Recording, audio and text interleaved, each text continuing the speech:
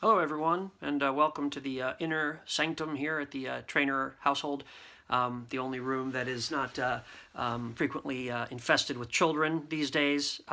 We are grateful, of course, and count our blessings that everybody's healthy and safe, and overall, we are all doing just fine. It is a trying time. It's trying for those of us who are on top of each other. I'm sure it's equally or more trying for those of you who are alone, and for my loved ones and family members who are alone. I know that's the case.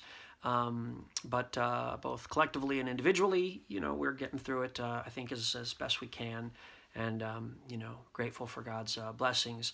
One of the things I keep thinking about is the idea of waiting and how much that recurs as a theme throughout the New Testament, whether it's John the Baptist waiting for the Messiah to come, preparing the way of the Lord, whether it's waiting for the virgin birth and waiting for Christ to be arrested, waiting for the resurrection, of course, and also the descent of the Holy Spirit.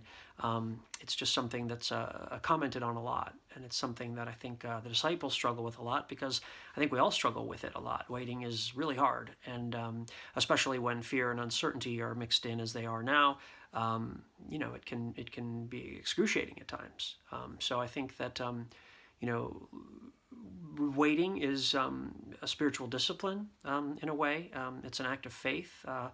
I know that I don't control my own belief. I have no ability to will myself to believe anything, but I know that when I practice my faith, that my belief is more frequent and stronger.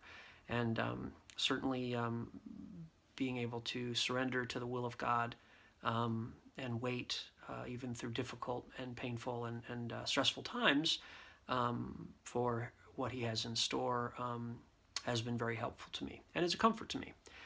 So that's what I've been thinking about. I also was thinking about in the Old Testament, Psalm 40, which those of you who are U2 fans will probably know. It's one of my favorite songs of theirs and one of my favorite psalms as well. So the beginning of Psalm 40 is, "I waited patiently for the Lord. He turned to me and heard my cry. He lifted me out of the slimy pit, out of the mud and mire. He set my feet on a rock and gave me a firm place to stand. He put a new song in my mouth." So that sounds like a pretty good payoff after a difficult season of waiting. And the waiting is the hardest part.